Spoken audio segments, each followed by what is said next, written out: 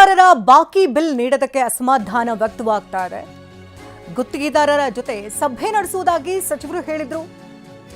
ಸಚಿವರು ಇನ್ನೂ ಸಭೆಗೆ ಬಂದಿಲ್ಲ ಅಂತ ಗುತ್ತಿಗೆದಾರರು ಆಕ್ರೋಶವನ್ನು ವ್ಯಕ್ತಪಡಿಸ್ತಾ ಇದ್ದಾರೆ. ನಿನ್ನೆ ಭರವಸೆಯನ್ನ ಕೊಟ್ಟಿದ್ರು ಸಚಿವ ಸತೀಶ್ ಜಾರಕಿಹೊಳಿ. ಇಂದು ಸಿಎಂ ಸಿದ್ದರಾಮಯ್ಯ ಸಚಿವರ ಜೊತೆ ಸಭೆಯನ್ನ ಮಾಡೋದಾಗಿ ಭರವಸೆಯನ್ನ ಕೊಟ್ಟಿದ್ರು. ಆದರೆ ಸಭೆಗೆ ನಮ್ಮನ್ನ ಇನ್ನೂ ಕೂಡ ಕರೆದಿಲ್ಲ ಅಂತ ಗುತ್ತಿಗೆದಾರರು ಆಕ್ರೋಶವನ್ನು ವ್ಯಕ್ತಪಡಿಸ್ತಾ ಇದ್ದಾರೆ. ಸಿಎಂ ಜೊತೆಗೆ ಗುತ್ತಿಗೆದಾರರ ಸಭೆ ಮಾಡಿಸ್ತೇವೆ ಅಂತ ಬೆಂಗಳೂರಿನಲ್ಲಿ ಸಚಿವ ಸತೀಶ್ ಜಾರಕಿಹೊಳಿ ಹೇಳಿಕೆಯನ್ನ ಕೊಟ್ಟಿದ್ರು.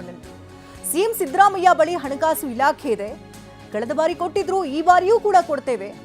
ಇದು ಬಜೆಟ್ನಲ್ಲಿ ಘೋಷಣೆ ಮಾಡುವಂತ ಹಣ ಅಲ್ಲ, ಗುತ್ತಿಗೆದಾರರ ಬಾಕಿ ಹಣಕ್ಕೆ ಕಾಯ್ಬೇಕಷ್ಟೇ ಅಂತ ಸಚಿವರು ಹೇಳಿದ್ದಾರೆ.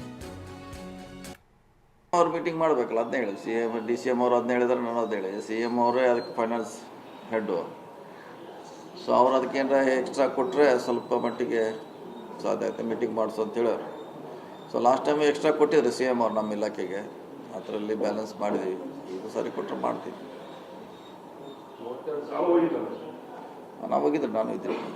30 ಇದೇ ಬೇರೆ ಬೇರೆ ಈಗ ಕೊಡ್ತಾ ಈ ವರ್ಷ 1,000 ಕೋಟಿ ಕಡಿಮೆ ಅದೇ ಮತ್ತೆ 1,000 ಕೋಟಿ ಬಿಲ್ ಬಂದಾಗ್ತದೆ. ಅದು ಹಂಗೆ ಮುಂದಿಂದ ಹೋಗ್ತಿರ್ತದೆ, ಹಿಂದ್ಗಡೆ ಮತ್ತೆ ಬ್ಯಾಲೆನ್ಸ್ ಬರ್ತಾ ಇರ್ತದೆ. ಎಷ್ಟು ಕೊಡಬೇಕಾಗುತ್ತೆ ತುಂಬ ಇಲ್ಲ, ಅದೇ ಹೇಳಿದಿಲ್ಲ ನಾವು ಈಗಾಗಲೇ ಹಳೆದೆಲ್ಲ ಕೊಟ್ಟಿದ್ದೀವಿ. ಅವ್ರೇನು ಡಿಮಾಂಡ್ ಇತ್ತು ಆ ಅವಧಿಯ ಅಮೌಂಟ್ ಕೊಟ್ಟಿದ್ದೀವಿ. ಈಗ ರೆಗ್ಯುಲರ್ ಅಮೌಂಟ್ ಬಂದಿದೆ, ರೆಗ್ಯುಲರ್ ಬಿಲ್ಲು. ಸೊ ಅದನ್ನು ಕೊಡಬೇಕಾದ್ರೆ ಎಲ್ಲ ಒಟ್ಟಿಗೆ ಕೊಡತ್ತಾರೆ. ಅವ್ರು ಒಟ್ಟಿಗೆ ಕೊಡಲಿಕ್ಕೆ ಸಾಧ್ಯ ಆಗೋದಿಲ್ಲ. ಅದಕ್ಕೆ CM ಅವ್ರ ಗಮನಕ್ಕೆ ತರೋಣ ಅಂತ ಹೇಳಿದ್ದೀವಿ. ಬಹುಶಃ ಒಂದು ಮೀಟಿಂಗ್ ಮಾಡಿಸ್ತೀವಿ ಎಲ್ಲ.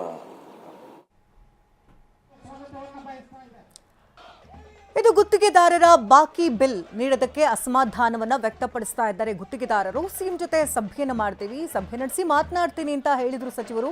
ನಮ್ಮನ್ನು ಕೂಡ ಕರ್ಕೊಂಡು ಹೋಗಿ ಸಭೆಯಲ್ಲಿ ಮಾತನಾಡಿಸ್ತೇವೆ ಅಂತ ಹೇಳಿದ್ರು.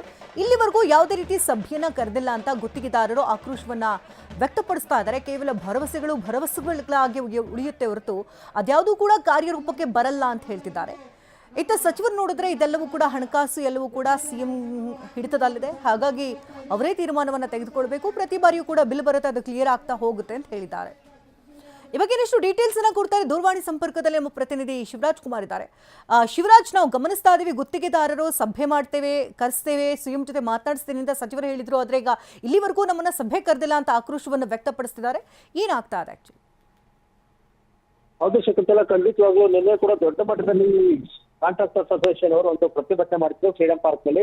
ಆ ಸಂದರ್ಭದಲ್ಲಿ 3 ಸಚಿವರು ಭೇಟಿ ಕೊಟ್ಟು ಅವರಿಗೆ ಒಂದು ಭರವಸೆಯನ್ನು ಕೊಟ್ಟಿದ್ರು. ಇವತ್ತು ಒಂದು ಸಭೆಯನ್ನ ಮಾಡ್ತೀವಿ CM ಸಿದ್ದರಾಮಯ್ಯ ಅವರ ನೇತೃತ್ವದಲ್ಲಿ ಅಂತ. DCM DK ಶಿವಕುಮಾರ್ ಕೂಡ ಹೇಳಿದ್ರು. ಜೊತೆಗೆ ಸಚಿವರಾದ ಸತೀಶ್ ಜಾರಕಿಹೊಳಿ ಬಂದು ನಿಮ್ಗೆ ಸಭೆ ಮಾಡಿಸ್ತೀವಿ CM ಸಿದ್ದರಾಮಯ್ಯ ಮತ್ತೆ ಹಣಕಾಸು ಇಲಾಖೆ ಅಧಿಕಾರಿಗಳ ಜೊತೆಯಲ್ಲಿ.